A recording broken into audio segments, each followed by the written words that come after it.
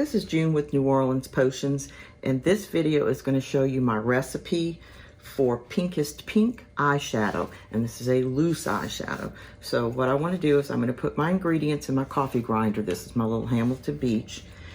So the first thing we want to put is 3 tads of this Cloisonné Red. I get this from tkbtrading.com. So we are going to use my tad spoon and do 3 tads. It's very simple eyeshadow recipes. Okay, that was 3.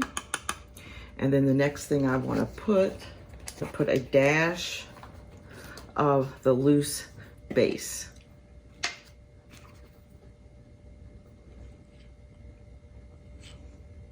Oh, that's my tab. Pick that up again. Okay, we're going to make sure this says dash, and we're going to put a dash of this loose base. Okay, and so the next thing we're going to do is we're going to grind this just for about 30 seconds. So I'm going to put my top on. Oh, I always put a piece of saran wrap. Just keeps it cleaner. All right, we're going to blend this for about 30 seconds. Okay, now that that's blended, I'm going to take that out, and I'm just going to put it in a cup. Move this to the side. And I always use makeup brushes to clean all of this out. Just easier. And I clean all of them with 91% alcohol.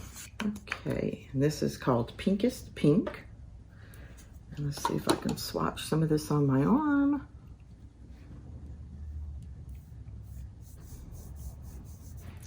Real pretty pink. Okay, this is June with New Orleans Potions, and this is Loose Pinkest Pink eyeshadow.